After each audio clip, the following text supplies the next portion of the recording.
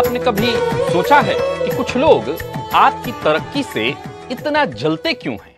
क्यों कुछ लोग आपकी खुशियों को देखकर बेचैन हो जाते हैं? दरअसल इसका जवाब उनके पास नहीं, आपकी जन्म कुंडली में छुपा हुआ है। कुछ ग्रहों की ऐसी विशेष स्थितियां जो लोगों को आपसे जलने के लिए बाध्य कर देती है। नमस्कार प्रिय दर्शकों, हाजिर हूं मैं आज एक ऐसे अद्भुत विषय पर चर्चा करने के लिए जिसकी आवश्यकता आपको बहुत ज्यादा है। प्रिय दर्शकों, कई बार तो आपका व्यक्तित्व इतना प्रभावशाली हो जाता है कि लोग आपसे ईर्ष्या करने लगते हैं। आपकी जन्म कुंडली में कुछ ऐसे ग्रह योग हैं जो आपको इतना प्रभावशाली बना देते हैं कि आप चाह करके भी लोगों की नजरों से बच नहीं पाते और चाह कर भी लोग अपनी नजरें आपसे हटा नहीं पाते। और जब वो आपसे अपनी नजरें हटा नहीं पाते हैं तो जाहिर सी बात है, आपके व्यक्तित्व को, आपके प्रभुत्व को देखकर दो ही बातें हो सकती हैं। या तो खुद वो इतना बड़ा बनने का प्रयत्न कर रहे हो, और अगर वो ऐसा नहीं कर पाते तो उनके पास तो एक ही रास्ता होता है, और वो रास्ता है ईर्ष्या का। आज का कार्यक्रम यही बताने वाला है कि वो कौन से ग्रह योग हैं जो लोगों को आपके प्रति जलन की भावना रखने के लिए उनको बाध्य कर देते हैं। कौन से ग्रह योग हैं जो आपके जीवन में जलन और ईर्ष्या का कारण बनते हैं।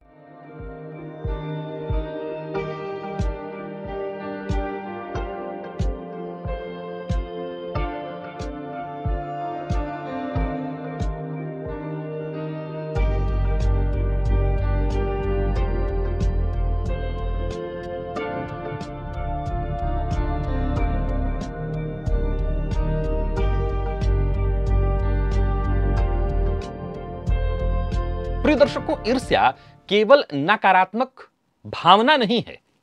आप हमेशा यह मत सोचिए कि सामने वाला आपसे ईर्ष्या कर रहा है बस केवल नेगेटिविटी। नहीं, ऐसा नहीं है, बल्कि यह आपके प्रति सामने वाले के मन में आकर्षण, आपकी शक्ति, आपकी सफलता। सीधी सी बात है, अगर आपके पास कुछ खास न हो तो कौन आपसे ईर्ष्या करेगा? किसको इतना समय है कि वो आपसे ईर्ष्या करे, आपसे जले? अगर आपसे कोई ईर्ष्या कर रहा है, आपसे कोई जल रहा है, इसका एक मतलब तो तय है कि आपके पास कुछ तो खास है, कुछ तो खास है जो सामने वाले को अपनी ऊर्जा नष्ट करने के लिए बाध्य कर रहा है। और वो कौन से ग्रह योग हैं जो आपको इस कदर अलग बना रहे हैं, जहां लोग आपसे जलने लगे? आइए जाने उन ग्रह योगों के बारे में जो आपको औरों की नजरों में ऊपर उठा देता है और सामने वाले को, बाकियों को जलने के लिए बाध्य कर देता है। प्रिय दर्शकों, जाहिर सी बात है, जब बात लोगों की आपसे जलने की आएगी तो सबसे पहला ग्रह सूर्य होगा। अहंकार, प्रभाव का कारक। यह अहंकार का भी ग्रह है और प्रभाव उत्पन्न करने वाला भी ग्रह है। जन्म कुंडली में सूर्य को अति शक्ति वाला, नैसर्गिक रूप से सर्वाधिक बली ग्रह की संज्ञा दी गई है।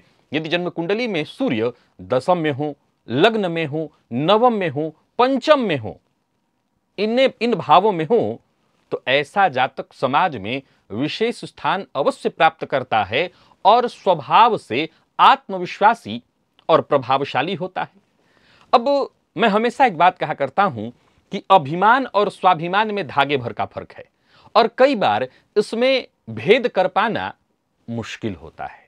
तो जब भेद कर पाना मुश्किल हो तो जाहिर सी बात है, सामने वाला समझ नहीं पाता कि आप स्वाभिमान अपना बता रहे हैं या अपना अभिमान दिखा रहे हैं। और सामान्य सी बात है, जब वो समझ ना पाए तो जलना ये तो स्वाभाविक है।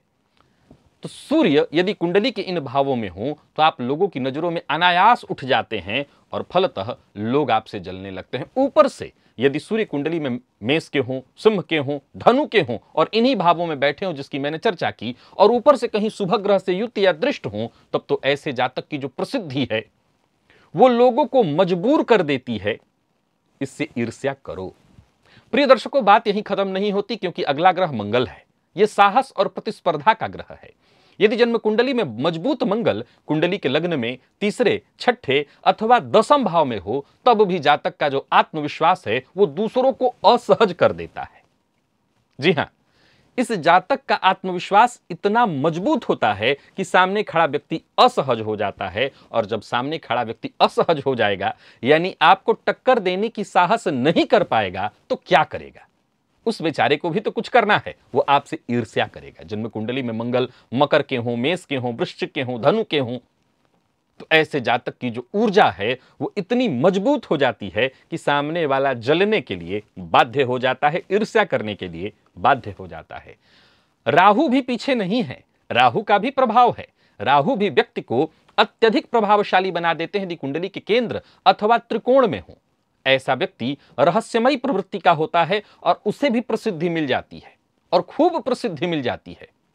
मैं तो यह भी कहूंगा कि राहु कुंडली के केंद्र अथवा त्रिकोण में जिस भाव में हो, उसका भावपति बली हो, राहु गुरु आदि ग्रहों से दृष्ट हो, तो यह तय जान लीजिए, ऐसा जातक लाइमलाइट में आए बिना रह ही नहीं सकता।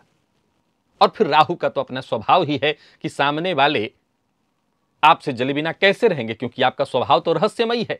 आप सब कुछ खुल के बता नहीं सकते हैं, और सामने वाले इस बात को लेकर चिढ़ जाएंगे। राहु यदि कुंडली में मिथुन में हो, कर्क में हो, तुला में हो, कुंभ में हो, वृषभ में हो, तो तय है कि ऐसे जातकों की जो लोकप्रियता है वो उसके प्रतिद्वंदी कहिए, उसके पड़ोसी कहिए, उसके अपनों को परेशान कर देती है।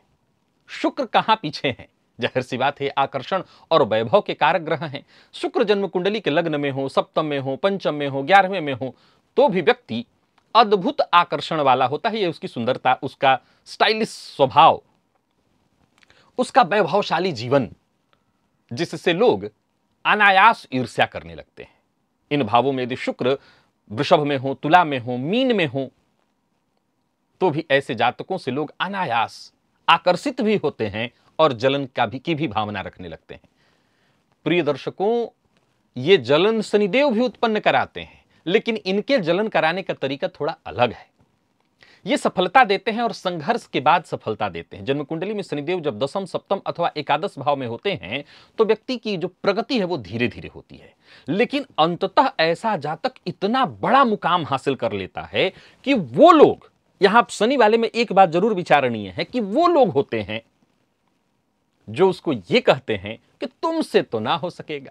जो पहले उस पर हंसते थे वो लोग ईर्ष्या रखते हैं, यानी वो लोग जो पहले बहुत बड़े थे, जो इसे तो कहीं टिकने ही नहीं देते थे, क्योंकि शनिदेव देते हैं और इनका डंडा। मैं एक बात कहा करता हूं कि वो लोग जिनके सामने, जो आपके सामने कभी खड़े ना हो सके, वो बगल में बैठकर आपको सलाह मशवरा देने लगे, तो ये वही लोग हैं जिन पर आप कभी हंसे थे, जो आपके सामने कभी खड़े नहीं हुए थे। इनको भी शनिदेव ने मौका दिया। यदि कुंडली में शनिदेव मकर, कुंभ या तुला में हो, मिथुन में हो, तो ऐसे जातक की मेहनत एक दिन रंग लाती है, और वो लोग जो आप पर सदा हंसते थे, ये कहते थे कि तुमसे ना हो सकेगा, वो लोग भी बाध्य हो जाते हैं आपसे ईर्ष्या करने के लिए।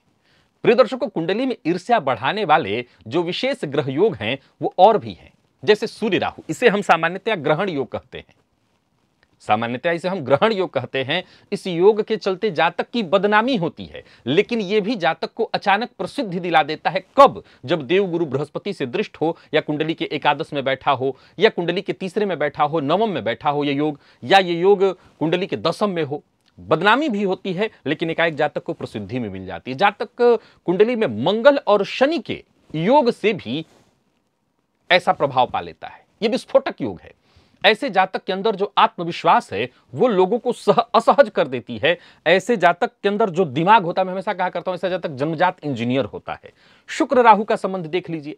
ऐसे जातकों के जीवन में इतनी खुशियां, अब जाहिर सी बात है कि हो सकता है वो सब लोन पर हो सकता है सब उसका अपना न हो सकता है भाड़े पर हो, लेकिन लोगों को ईर्ष्या करने के लिए वो बाध्य कर देती है। एकादश भाव में राहु या मंगल का संबंध भी जातक को समाज में विशेष स्थान दिलाता है, जिससे लोग इससे प्रतिस्पर्धा करने लगते हैं। अगर इनमें से एक भी योग आपकी कुंडली में है तो विश्वास रखिए, लोग आपसे जलन की भावना रखेंगे ही रखेंगे। अब दो बातें हैं। मैं जानता हूं कि जिसके पास ये है और लोग आपसे जलन की भावना रख रहे हैं, तो मैं ये नहीं कह रहा हूं कि हमें उन पर हंसना है, आपको उन पर हंसना नहीं है, कभी नहीं, ये भूल कर भी मत करिएगा, क्योंकि ये बात हमेशा याद रखिए, टांग वही खींचता है जो आपसे नीचे हो, क्योंकि टांग उसी के हाथ में आएगी जो आपसे नीचे होगा, आपसे ऊपर वाले के हाथ में आपकी टांग कभी नहीं आ सकती है। एक नंबर 2 कि अगर आपसे कोई जलन की भावना रख रहा है, कोई ईर्ष्या रख रहा है, तो इसका यह मतलब नहीं है कि आप कोई बहुत बड़े 30 मार खा हो गए हों। अगर यह समझने की गलती आप कर रहे हैं तो विश्वास मानिए ये आपका स्वाभिमान नहीं वरन अभिमान ही है। प्रकृति ने अगर आपको ऐसा कोई वरदान दिया है, प्रकृति ने आपके ऊपर कोई ऐसी विशेष कृपा की है जिसके चलते आम से थोड़े खास हो गए हैं आप, तो विश्वास रखिए आप इसका आनंद एक सीमा तक ले सकते हैं, लेकिन इसका आनंद लेने के लिए अगर आपको औरों का अपमान करना पड़ रहा है तो विश्वास रखिए शक्ति दे करके प्रकृति कहीं ना कहीं पछताएगी और एक ऐसा समय आएगा जब अपनी शक्ति का वो दुरुपयोग करता पा करके आपसे ये शक्तियां छीन लेगी। ईर्ष्या नहीं करना, आपको नहीं कुछ करना, और जो सामने वाला कर रहा है उससे भी आपको शत्रुता नहीं पालनी है। वो बेचारा क्या करे आखिर, उस पर तो आप सहयोग अगर उसकी करें, उसकी भी मदद करें ताकि वो ऐसा न रह जाए कि उसको ईर्ष्या करना पड़े। फिर भी अगर आप किसी की ईर्ष्या से बहुत परेशान हैं तो एक सूखा नारियल लीजिए जो गरी गोला कहलाता है, उसके ऊपर थोड़ा सा कट लगाइए और उसमें छेद करके, बस केवल कट लगा करके और ढक्कन रख देना है, और इसके अलावा उसमें कुछ भरना नहीं है। फिर से सुनिए, उसके ऊपर वाले हिस्से को थोड़ा सा काटना या छेद कर देना, दोनों विकल्प है आपके पास, या तो छेद कर दीजिए किसी धारदार चीज से, और या फिर थोड़ा सा हिस्सा काट दीजिए, उसका ढक्कन उसी पर रख दीजिए, और ऐसे जलदार नारियल को मन में ये सोच करके कि जो मुझसे ईर्ष्या करते हैं, मेरा उनके प्रति कोई भी दुर्भावना नहीं है, उनकी ईर्ष्या मुझसे शांत हो जाए, उस नारियल को जल प्रवाह कर दीजिए। हनुमान चालीसा का नियमित पाठ करने से और शुक्रवार के दिन सफेद चीजों के दान करने से भी ईर्ष्या की भावना अगर आपके प्रति लोगों के अंदर ज्यादा है, एक ज्यादा होने में कोई बुराई नहीं है, लेकिन इस ईर्ष्या के चलते लोग कई बार आपका नुकसान पहुंचा दे रहे हैं, तो उससे आप बच जाएंगे। आप इस प्रयोग को एक बार अवश्य आजमा करके देखिए। तो आशा करता हूं आज का ये कार्यक्रम आपको ज्ञान देने वाला होगा, आनंददायी भी होगा। इजाजत दीजिए, पुनः मुलाकात होगी, और ये बताना मत भूलिए कि क्या आप भी लोगों की ईर्ष्या का शिकार हो रहे हैं। तब तक के लिए नमस्कार।